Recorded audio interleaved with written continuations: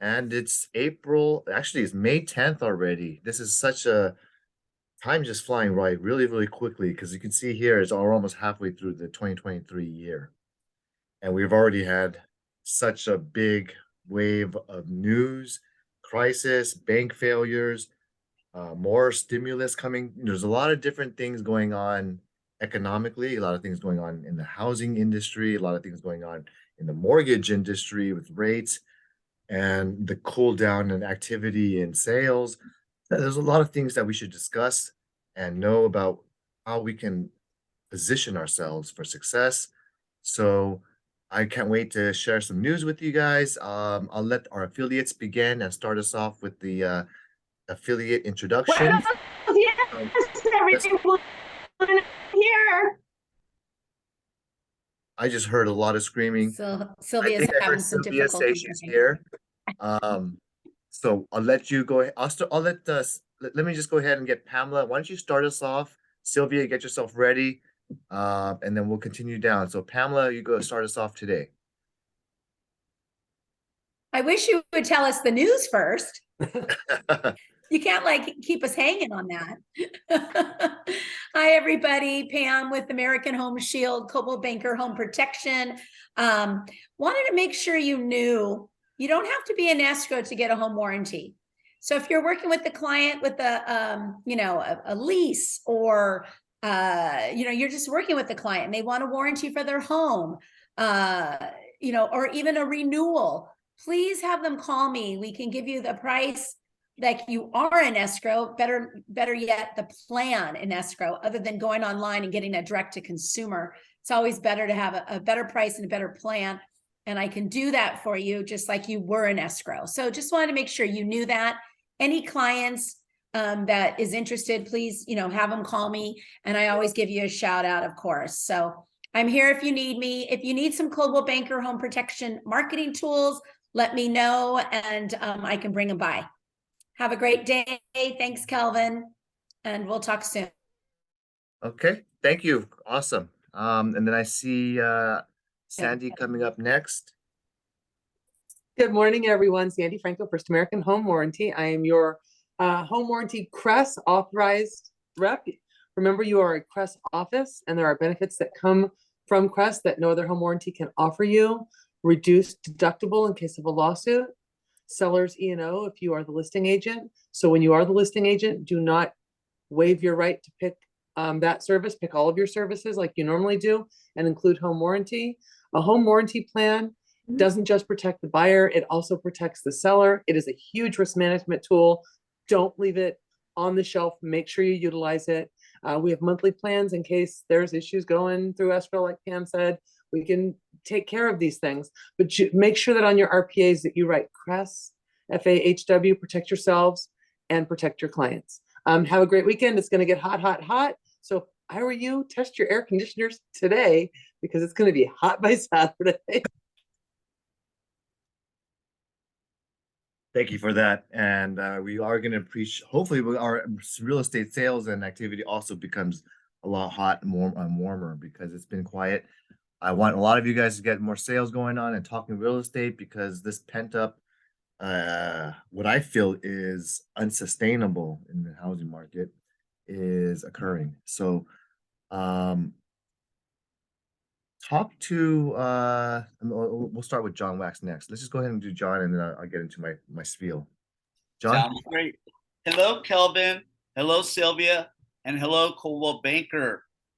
Buenos dias. Thank you. Buenos dias. I hope you had a great Cinco and happy Thank you. Mother's I Day. did. And Giles says hello too. Oh, awesome. Awesome. Thank you, I hope everyone. you guys have a great Mother's Day coming up. I just want to say, stay visible, have as many contacts and conversations with as many people as you can to get business. Because right now, people need advice. They need to know what they need to do. Circumstances changes, life changes. They're getting divorced, their kids are gone, or what they need to get out of their house. So you need to have conversations to be able to guide them. And along what Pam was saying, order your SNAP and HD reports at time of listing.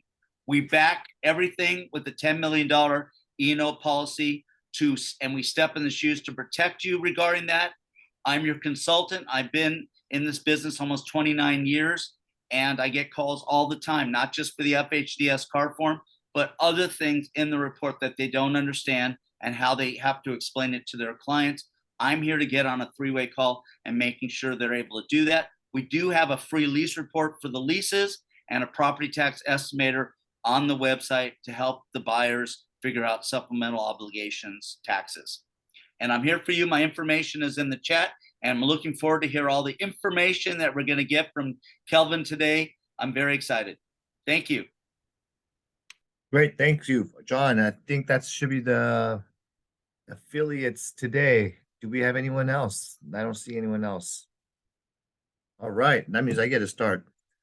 So today, I just wanted to first start out with what the most important thing, and I just really wanted to appreciate all the affiliates for your support and continuing to go on and be here with us, sharing your industry news and knowledge. So thank you so much. But the most important thing is our moms, and hopefully, if she's still around, you communicate the love and passion and things that they've done for you over the years. To the world, you are a mother, but to our family, you are the world. And yes, a mother, everyone has their mothers, or not everyone has their around, but there's no way to be a perfect mother and a million ways to be a good one. And just want to say I love my mother, and I know you tell yours as well. They make the world such a big difference, and really just developed ourselves, our nurturing, and really teaching us the how to be good people. I love the way Jill Churchill put this one, because I could also spin this quote in a real estate. And there's no way to be a perfect real estate agent. There really isn't a perfect real estate agent, but there is a million ways you could be a good one too. And in the sense that, and everyone always tries to be a perfectionist. They're always saying, when I'm ready to go out there, or when I finally learn how to do this tool, or I learn this technology, or I perfect my resume. If you're always constantly letting those perfectionist things stop you from going out there and sharing that news, or stopping you from broadcasting, posting it, reaching out and extending the services that you're capable of doing today, you're really preventing yourself from succeeding, because you're always just kind of procrastinating, waiting for something to hopefully be perfect. But I can tell you, nothing's perfect. There's no perfect marketing piece. Just it's really the consistency. It's doing it. It's struggling with it. It's thriving with it. And so I just want to share that with you, and hopefully that can remind you all just to give a call to your mothers, or someone who's lost their mothers, and if you've also, if so, the new mothers as well. We have a lot of new mothers as well. So just want to make sure you guys aspire to constantly be a perfect mother. You'll never reach the perfection, but find those thousands of, counting to a million ways you can be a great one. We also have a lot of May babies that will be coming around. Kelvin, can I interrupt just for a little bit, please? In Yes, regards go to ahead. Mother's Day, I just want to share to everyone out there. I don't know how many of you are Hispanic, but it is Mexican Mother's Day today. So don't forget, there's 2 Mother's Day. So if you are of any Hispanic ethnicity, make sure that you contact your mother and let them know, because regardless of the Sunday Mother's Day here in the United States, they will not forgive you. So, and you're right, Kelvin. I wish one of my sons would be here and hear that there is no perfect mother. There is no perfect mother, but the perfect is in what you perceive to be perfect. Some children put parents on a pedestal, and I've been put on a pedestal, and the higher you get put on a pedestal, the harder you fall, because we are human beings. I'm speaking as a mother right now, and a lot of you do not have mothers and may not have the relationship with your mother that some do and some do not. But at the end of the day, it's important to be mindful and respectful, and at least make a phone call. There are certain things that should be left out of text, and there are certain things that should be left out of email. And just remember the the backgrounds of a baby boomer. A baby boomer likes a handwritten card. A baby boomer likes a phone call. A baby boomer likes a hug. So air hugs can only go a certain way. But I say to all of you, Feliz Dia de las Madres de Coldwell Banker Dynasty. Los queremos mucho. We love you where you're at from Coldwell Banker Dynasty. We love you a lot. We love you where you're at. If you want us to love you at a distance, at a hand distance, at an air hug, whatever, we will do that. We comply. Thank you, Kelvin. Thanks for sharing that. I love it. Appreciate it all. Sure. And we have a lot of May babies coming as well. And from your Dynasty family, who's going to celebrate with you all in spirit. And I want to wish you all well and celebrate. A lot of cool stuff. You're going to have functions coming soon. You're going to have graduations and proms and all these different things for Mother's Day and Father's Day as well in June. So a lot of cool stuff to look forward to. Sure. Now, Kelvin, regarding the birthday, I just say gracias, Kelvin, gracias, Mary, and gracias, Jael, and all the agents and everyone here that were present and chose to be present, and those have had sent me a text or dropped off a gift. I could not express so much how much love and how much abundance of everything I have received from every single one of you. And with that note, I just want to say thank you, because it was the first time in a very long time that I have had Cinco de Mayo separated from my birthday as well as Mother's Day. So it wasn't a trio. It was not a trifecta. But thank you, everyone. I love you all so much. And the generosity that this company had and the time and effort that Jael and Mary put into all the details as well, because Kelvin has been very busy trying to run the organization, that I appreciate even you being present, Kelvin. Thank you all. Happy Feliz Cumpleaños. Happy birthday to you. But yes, we are continuing on strong. We got our dates here, just so you want to mark your calendars. 2 weeks from today will be our next sales meeting. And next week on Tuesday, I'll be doing Keys to Success again. So just letting you do a reminder, as well as look forward to other opportunities of learning. Our Lunch and Learn on May 11th, tomorrow, will be 12:30 with appraiser Glenn Kangas and Gus Garcia from Mortgage Guys.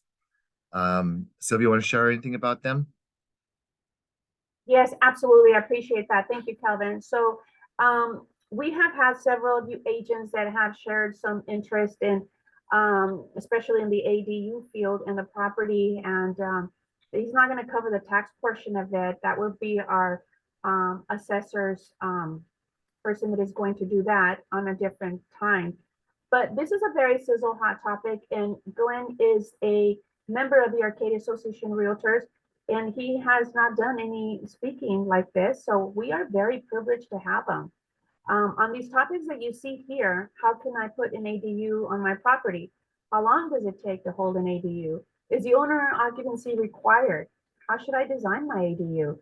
These are all important questions, and then some.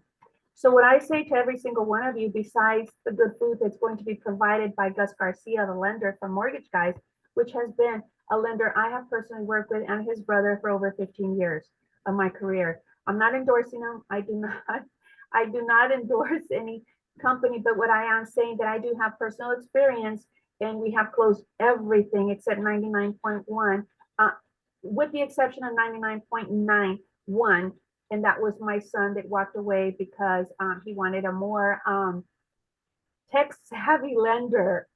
So Gus Garcia is more of a personable lender that will be there for you and meet with you and your clients at their home.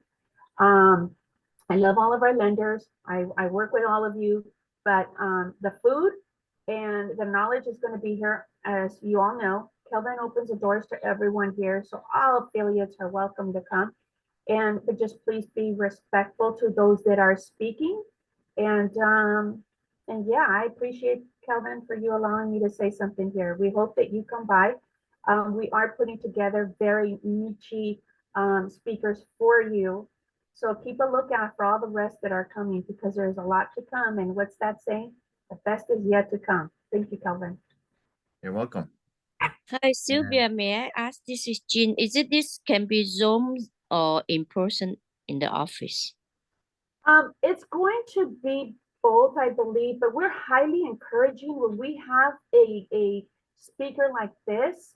You're not getting the best quality of the attention as you would in person.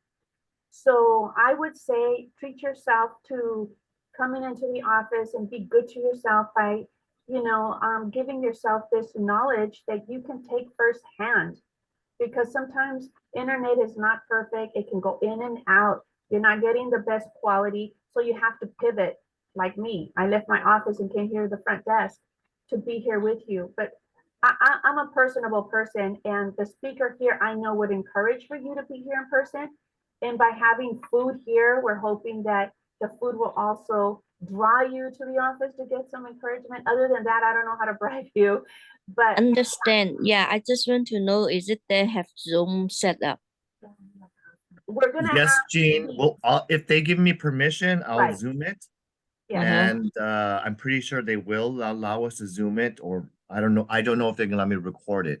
Whenever we do a lunch and learn, or yes, we do want to encourage in live participation, but I do understand, Gene sometimes drives 30 miles to get to the office, and 50, not 30. 50, I'm sorry, 50. 50 Wow. miles is Yeah. a significant distance. So we're trying to make accommodations to those of you who wish to work from home. But again, it's not going to be the best experience. So we all get it. We understand. But we'll Okay, try to make thank you. accommodations. We'll send out a link later on. Okay. Okay, Yes, thank you, Kelvin thank is you. correct. Yeah. Kelvin is correct, Jean. We do need permission from the speaker to even allow. Okay. So we have another classes through the AAR, the lights, camera, action for videos. If you want to learn about a little bit more about emptying houses to bring to market, maximize the dollars and minimize headaches. There is a speaker here. I guess they're talking about how to prepare a house for sale and kind of the differences in cleaning it out and maximizing the value. So if you have some junky problems and gotta get rid of a lot of stuff, this speaker has probably some stuff to help in emptying the house out, vacating all the furniture.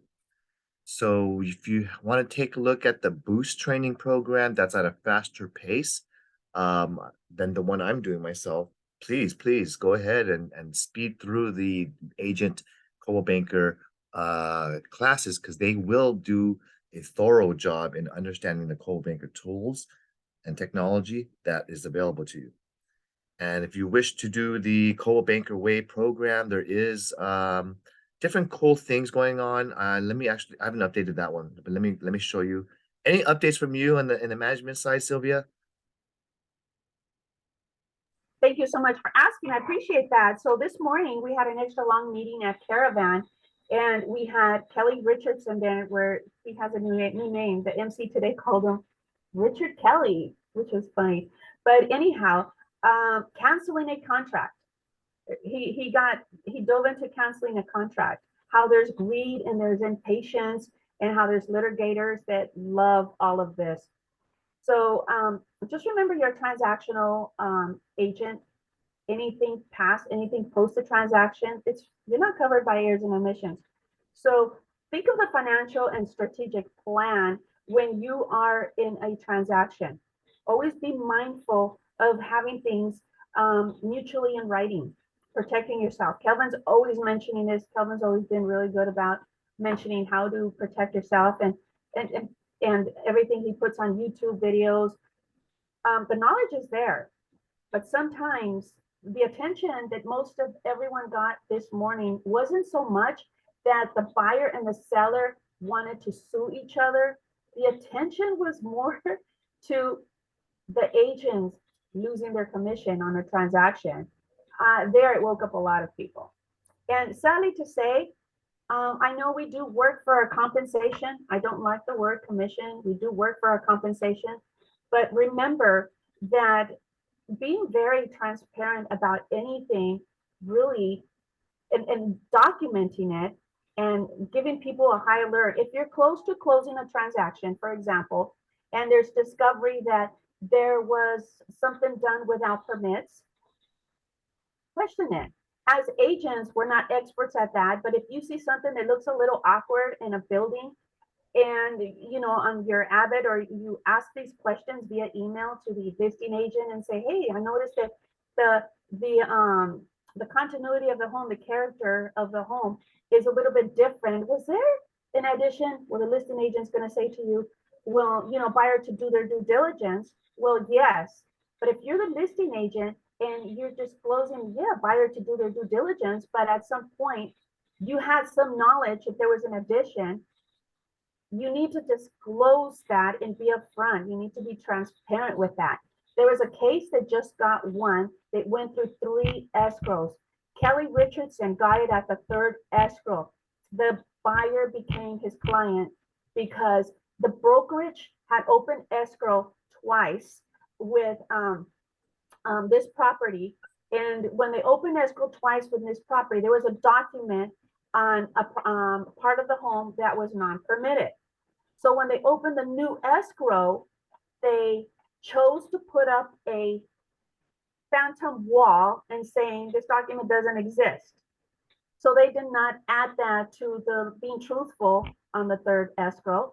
And both sides of the commissions ended up being waived and going to the buyer to pay for the demolition and everything they needed to get done to bring it back to the integrity that it needed to be, because the knowledge was there and the truthfulness was not there on the 3rd transaction. So that there's a lot of consequences. There's a lot of premature, erroneous cancellations. There's just so much. At the end of the day, there's a clause what the judge looks at, and Kelvin, you probably can reiterate on this. It's called time of the essence clause. So Kelly talked a lot about the time of the essence clause. Is it material? Is it material breach? Or is it a technical waiver? And only the judge or an arbitrator can come to that decision. So I'm going to hand it over to you, Kelvin. There's a lot more, but I don't want to take up a lot of information here. I am inviting Kelly Richardson to come over and talk about this topic and these slides that he talked about, which really drew a lot of attention. So back to you, Kelvin. Yeah, I've attended a lot of Kelly's classes in the past and his legal webinars, and definitely super knowledgeable and experienced person, and he's local to us here in Pasadena. So he also has local knowledge and real estate expertise. So appreciate you sharing some of those topics that he was sharing at the Caravan, which is another reason why you should be attending Caravan and getting great content from great speakers. You brought up a lot of great points in mitigating risk. And as a broker, I always love to share risk management best practices. And, those are super, super helpful. I have seen a lot of instances. That's why I always tell you to read your contracts. Time of the essence clause means that people are working in a timely fashion and working towards their deadlines in a arguable gray word, in good faith. And the buyer writing an offer supposedly has to be demonstrating good faith progress towards the purchase of that home, just like the seller has to show good faith back, reciprocate good faith by keeping the doors open, turning on the utilities, allowing the appraiser to come in and reappraisers to come in, and other inspectors and who knows what not, so that the buyers can feel confident in the purchase during the time that the property is available. There's a lot of stuff that's arguable, and I'll give you some bullet points really quickly. Number one, good faith from the seller. Let's talk about it. The seller needs to keep the door available. That's why they bifurcated the purchase contract between the home inspection period, which is your contingency period for due diligence, and they have access to the premises as an additional negotiable item. So it should be consistent with the due diligence period. If you're going to shorten 10 days to allow home inspections and due diligence to be during the period of time, it should make sense that you're also going to give them at least 10 days or more access to the premises. Okay, you shouldn't mitigate and reduce. Second thing that I've heard on some problems and issues is some sellers are not, oh, the property's vacant. Oh, the seller's a foreigner. They're out of the country. and they fail to put you and keep all utilities on, and therefore the buyer is not even capable of performing a full home inspection. So you got to make sure and ask the listing agent reminders. If you're being prudent and proactive, go out there and make sure the utilities and ask them, have them on. Do you have the carbon monoxide smoke detectors installed as per contract, the sellers to do it? I want to remind you, please, before I schedule the home inspection, these are going that you confirm that these are ready to go and that the water heater is dual strapped and ready to be demonstrated and visible for the appraiser. Other acts of good faith from the seller is to sign the grant deed. And that's a performance that some sellers sometimes try to not sign until the very last week or the last second. I don't like that process to happen because sometimes a seller will use that act of good faith in bad reasons. They're going to threaten. They're going to say, I didn't like the way they asked for my request for repairs, or they're asking for an extension, or I didn't get my way on my per diem because they're 5 days late. Whatever the case is, sometimes a seller does not have is not happy at the very end. Could be your fault. It could be someone else's fault. We don't know. It's something out of judgment. But anyway, sometimes they'll leverage that final act of signing the good faith. And sometimes it's going to cost you a commission credit because there's no other way to get them to the door or to the notary. Okay. So there are certain instances to be proactive in asking the seller to sign it in mid-escrow, right around the contingency removal period or sooner, right around that is great. They don't have to fear that if the money doesn't come in, the escrow will not close that transaction. So then that signed grant deed or whatever will be destroyed. If you have a foreigner or you have a seller that's out of the country and they're selling the property, how the heck, plan ahead.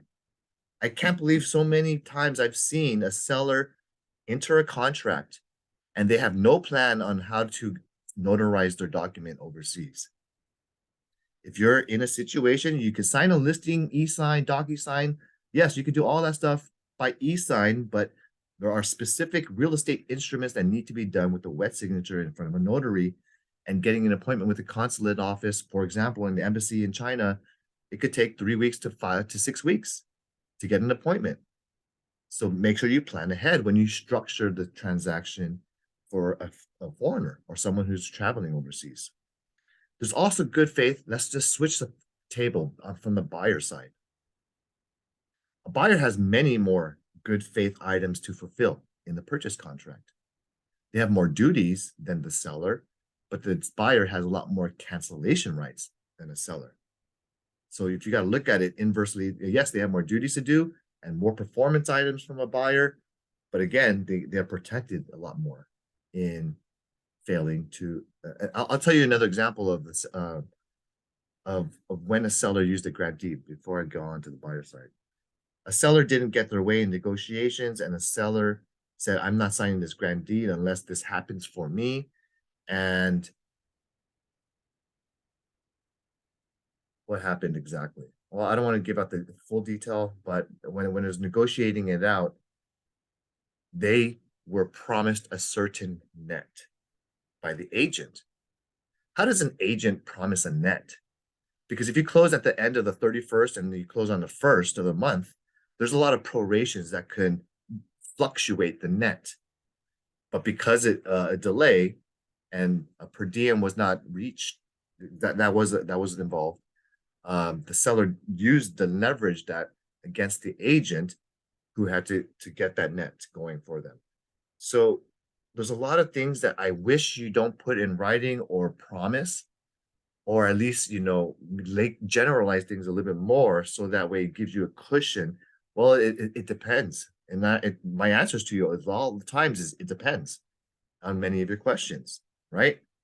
Because I need to know more background, I need to know more circumstances, and everything is all relative. For example, the proration of the taxes. Okay, so that will fluctuate a lot from one month to another, and HOA fees and dues. The buyer side due diligence. Let's switch the gears. They have a lot of performance items. They have to do due diligence investigations. They can go out and do and apply for a loan. They got to conduct an appraisal. They have to provide a lot of docs to their lender and meet the conditions, requests, and demands from the lender underwriting department while they're also investigating the home and verifying permits with the city and checking everything in the condition and the premises and the usage and the zoning and maybe architect, designers, and contractors, remodelers, how much estimates for repairs. There's a roofer, electrician, plumbers, and HVAC people. The list goes on. So a buyer's side duties is so in all encompassing. There are many areas where a buyer may technically not be demonstrating or showing good faith. Okay.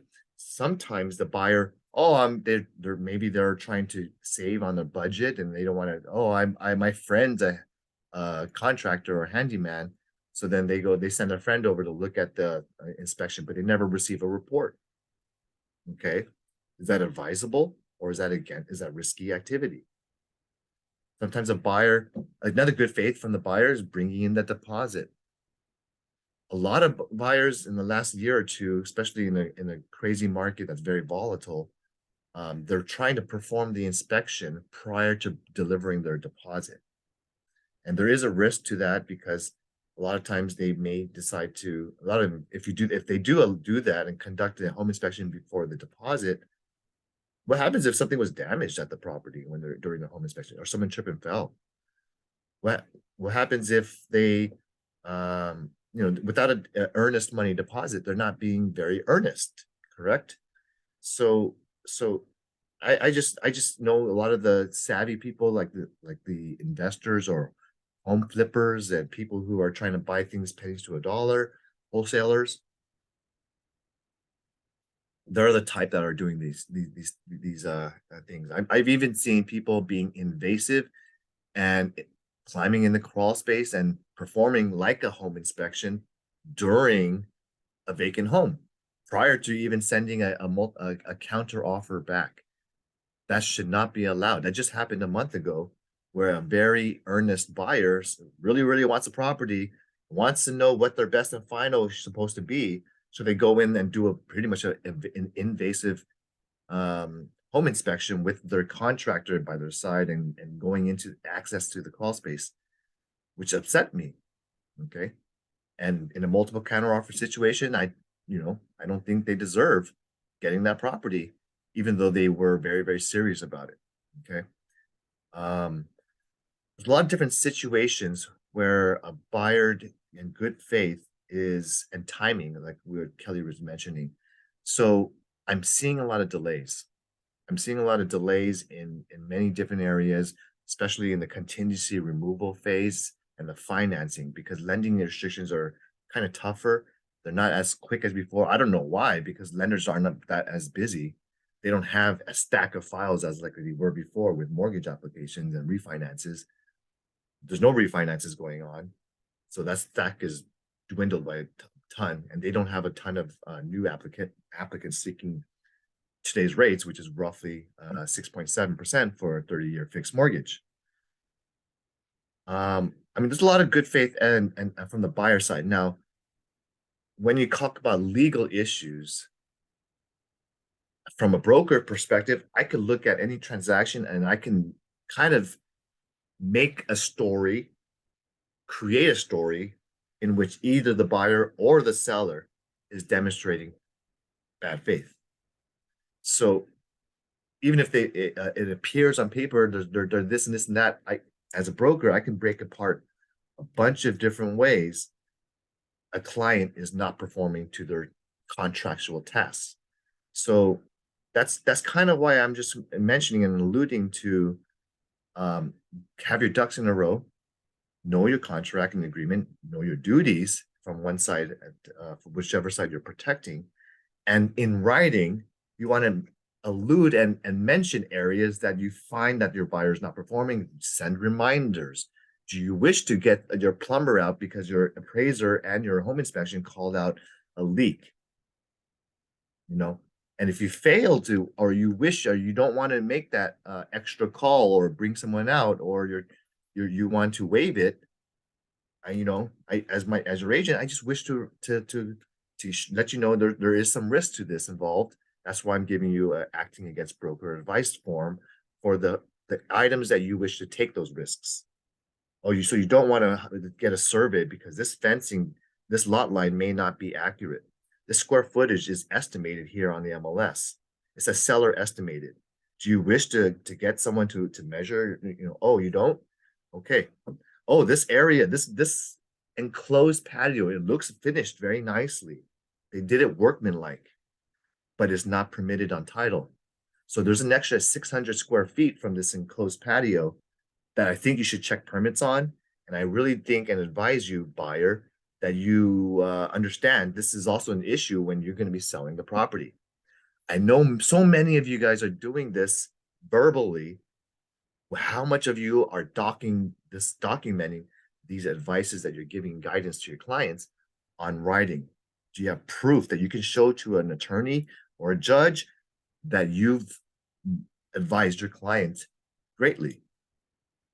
Okay, I know so many of you are doing it in person. Do this next step, which is document, summarize today's meeting. It was a great meeting you at the property today, buyer. These are the things that we talked about. This is what I mentioned that a to-do list or reminders. And these are the items that, in summary, that you said you didn't want to do. Is this correct? Here's the email. Here's the form or the link that I promised I'll share with you. Boom. You've protected yourself from the day's verbal arrangements. I don't know. I can tell you how important this step is. Documentation is helpful in risk management. Okay, let me get back to the slides. This is not a training. I'm sorry for that little tangent that I went on. And if you want to know more legal live webinars, you can go ahead and join them on the risk management side of CAR's website. So May 8th is the market update from CAR says, and this is statewide, the Fed enacted its 10th rate hike in this battle against inflation. This time around, they did 25 basis points. There has been labor challenges, and even though it does remain solid and people are adding jobs more than expected, there's not that much unemployment. There still is a lot of uncertainty in the banking system and the overall economy. You can see here, there's a few different things where we're watching, and consumer spending is one of them. And it has kind of dipped in terms of consumer spending in the 10th month in a row, which is showing some people are slowing down their spending, and that's telling us a lower GDP. We have in California's population decline finally slowing down a little bit. So there's a little bit cool, important bullet points. So the 25 basis points, this is probably the most relevant of us. This just happened where it was predicted to be a 25 basis points. Many of us economists are forecasting / the signals are saying this might be the final rate hike, at least for the 2023 calendar year. And so finally, we hopefully feel that the tightening cycle is coming closer towards a normalized market.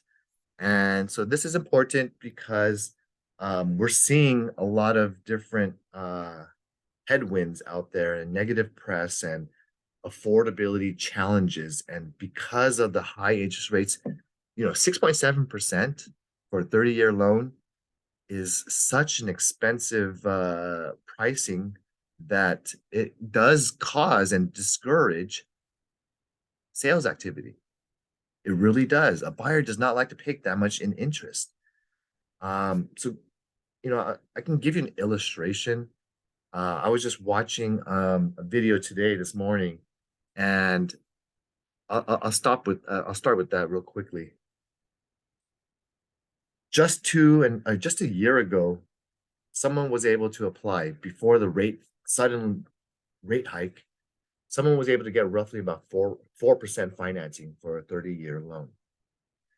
And for a 30-year loan, just say I can do the math with you on my calculator, but just say your borrowing power is so much decreased when you suddenly jump from 4% rates to 6.7% rates.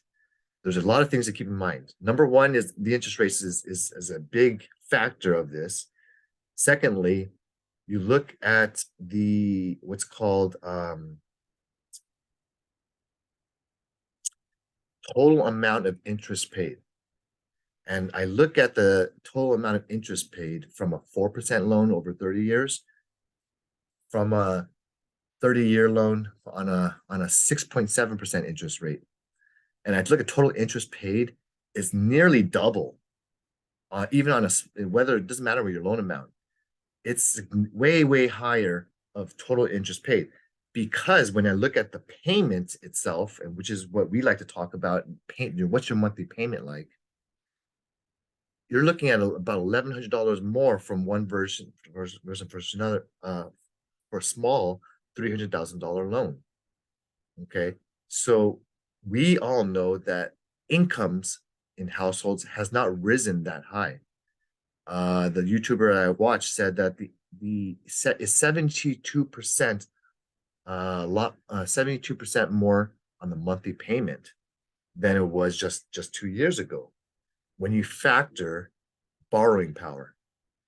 Borrowing power means if I was able to get a loan of $500,000 towards a home purchase in 2020, my buying power in 2023 is dwindled by a significant amount, where maybe I can only, from that $500,000 loan amount, maybe I can only qualify for $300,000 based on today's rates of 6.7.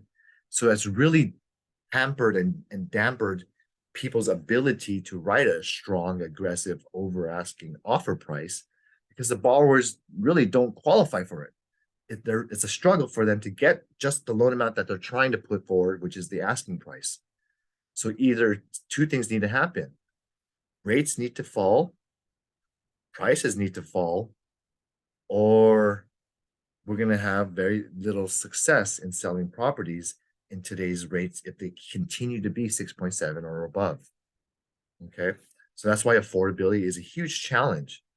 And there's not much that we can do as realtors except for point for solutions. So one of the solutions,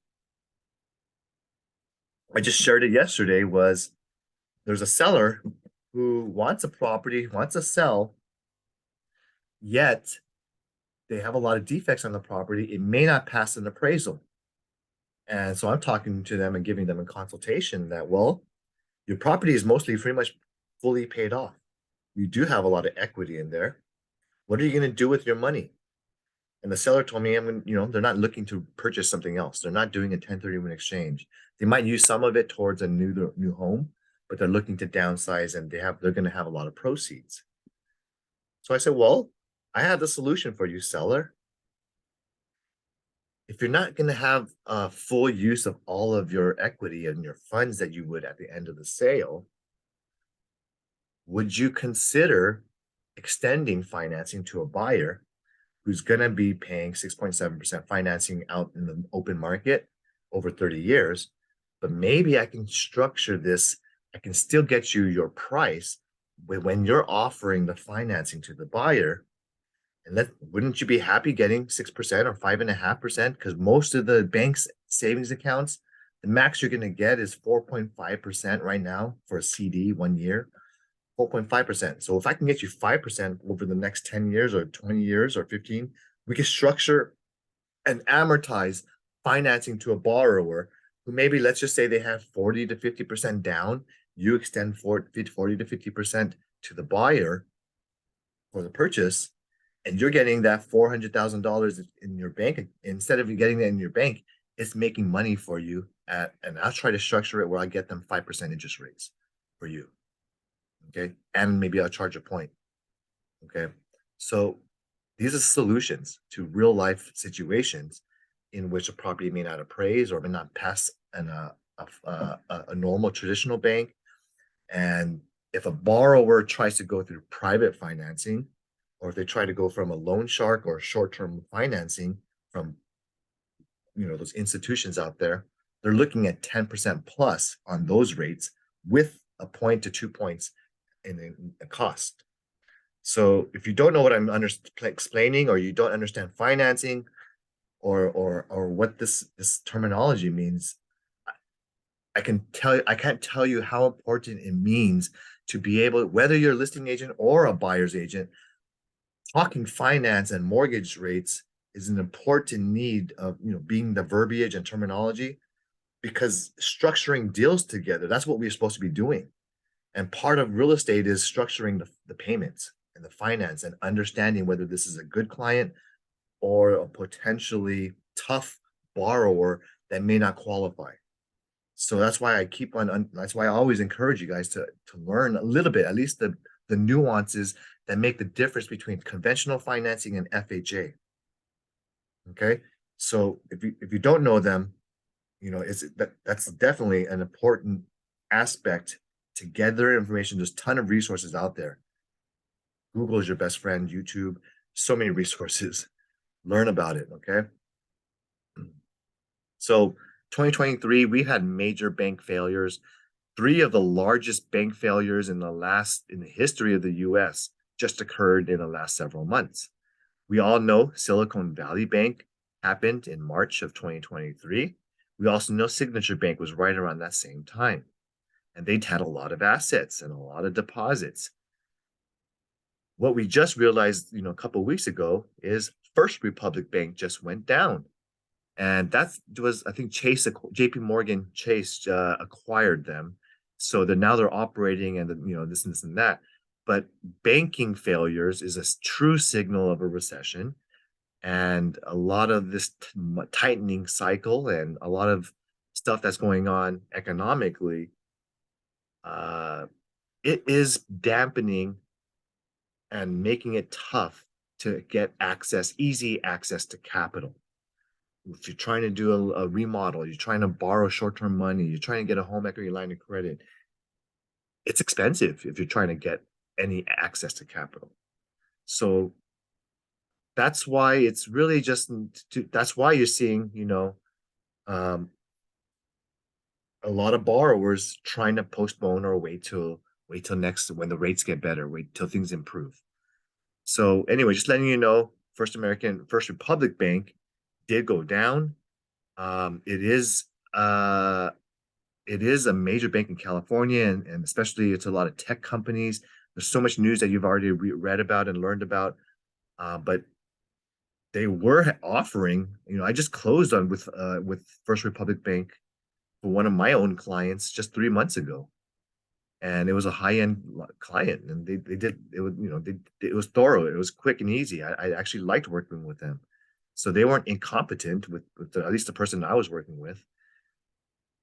We have another Friday, May 12th town hall. If you want to register and learn about all the stuff that I share from CAR, if you want to learn it faster, they do have nice, healthy discussions for agents and people who are industry experts, sharing and doing a lot of cool things. Again, this is just the link only for if you want to look at the latest forecasts and housing markets from our CAR economist, Oscar. You can go there. One of the cool things that I just found as a new tool in resource from CAR is called Share University.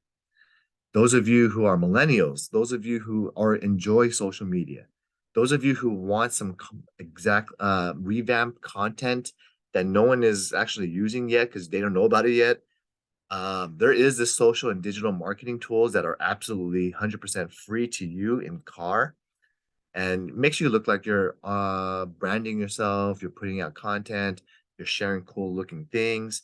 And for us as realtors, we love free. There's things in here. You can get Giphies. So these are embedded overlays. You can put a picture of a home, and this will kind of pop for sale, new listing. Or if you sell something, it's nice to put a little pop and animation along with your posts. So if you want to add these to yours, there's 59 Giphies right now that are free for you to put in front of your things. Or if you want to share anything and you sound, it's cool to say, who's your realtor? And then you go ahead and share something, top 3 tips for the week. So they have free videos. So it's like a commercial, an advertisement, And then at the end, you can add your own video, and they'll go ahead and process to look like one video that you can put on YouTube, or you can put it on your own, and it's absolutely 100% free. Check it out, post them, share them. I'll start playing with it, one or two of them, just so I can show you how easy it is. And hopefully that'll entertain some of you guys to go ahead and add and use some of these tools and resources, because the whole point of this is to be in front of your clients, in front of your friends, and these little cool animations and videos will hopefully remind them that you're still in the industry, you're still working and active and out there, and you're promoting goodwill, and hopefully doing it with a nice smile and a friendly message. So Moxie's still out there for our co-banker branded tools. So if you want to learn about that or the new dream campaign, that's all on the online website. We're going to move on to our listings. So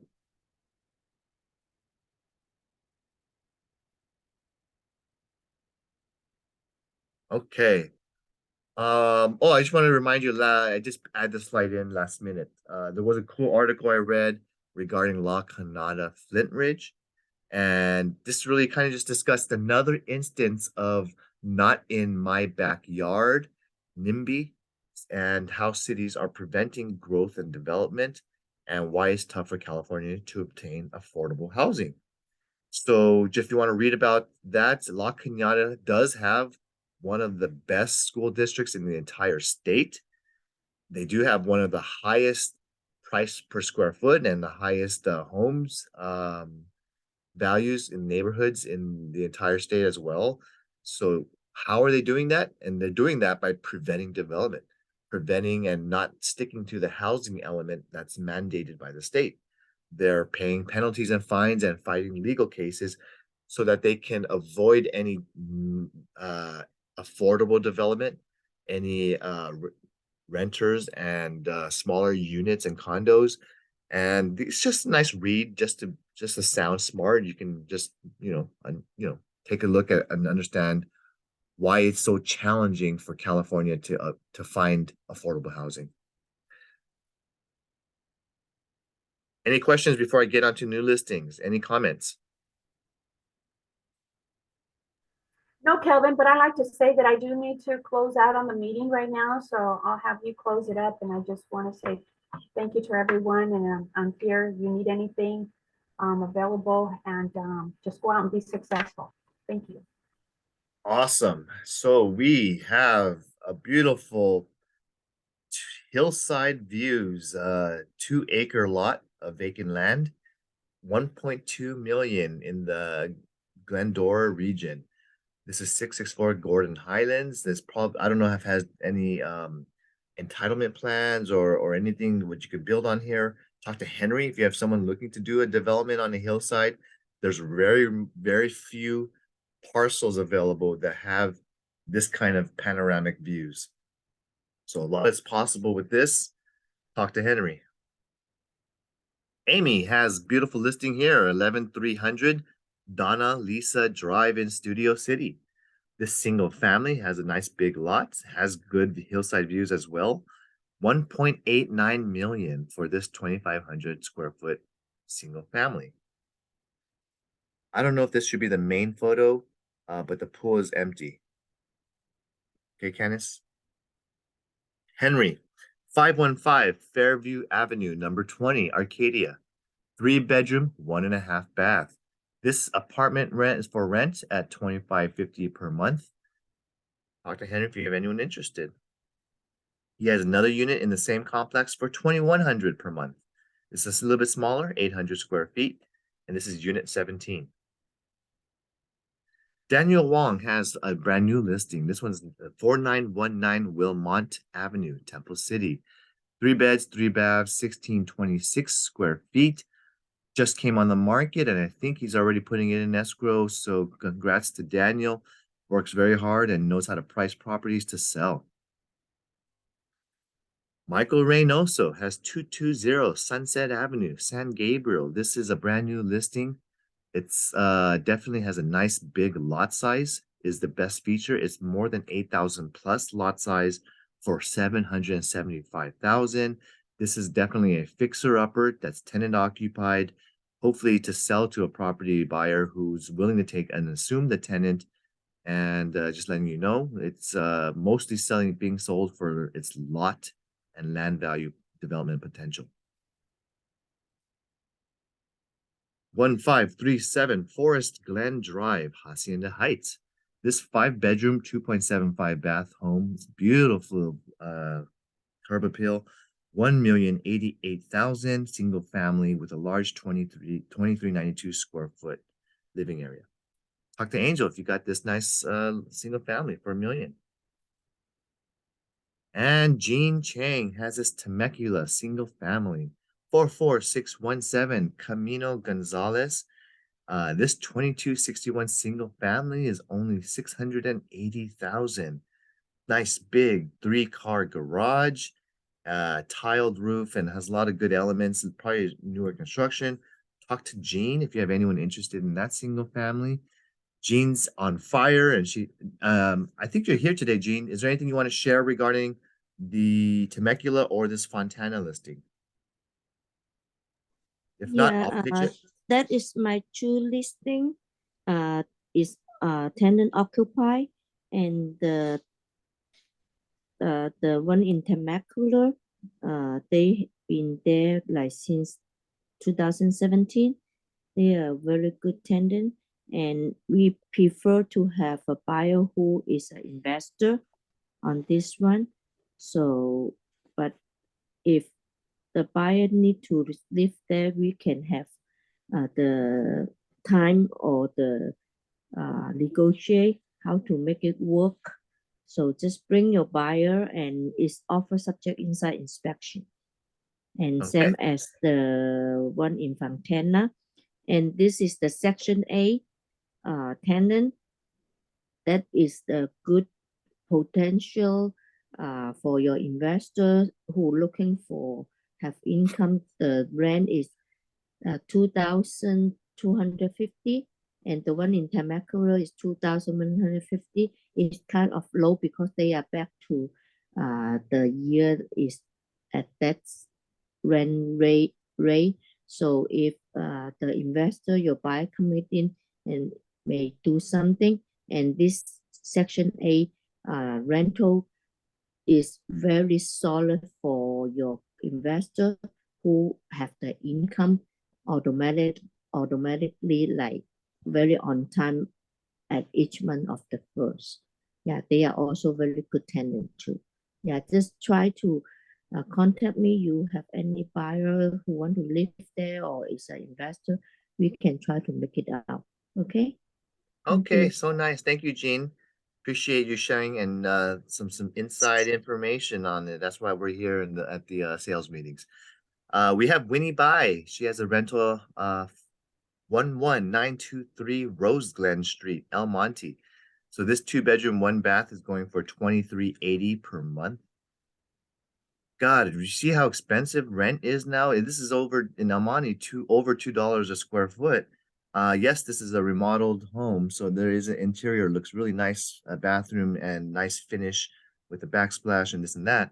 But you can see how high rents are, and that is why real estate is such a great way to earn passive income. Henry Liu has a nice 1035 Silver Birch Place, West Covina. This is a 1,101 square foot home on an 8420 lot. This is single family, sold at $721,000. We also have Sherry Wong has 1728 Kate Court. This one just leased out. Congrats to her. She did a good job. Got this one leased out quickly. And Elaine Tran, she rented this property out as well. This is the condominium, 400 Broadway in LA. Great job. She listed and want to pitch anything else coming soon? Anything, pocket listings, anything that's on your mind? Any needs or wants?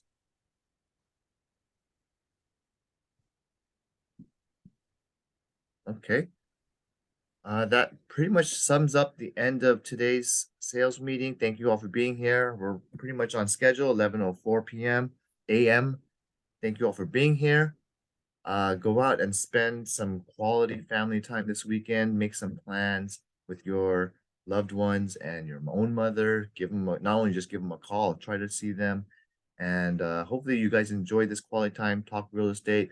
Let them know what's going on in your lives. Have some meaningful conversations. Practice something, maybe a script or a presentation, or find a friend or someone out there. Work on your skills, guys. That's going to help you continue to just improve. So thank you all. That's it for today. you. See you guys next time. Have a great week. Happy Mother's Day to the mothers. Enjoy. Thank you, Calvin. Thank you. All right. Thank Calvin. Bye, guys.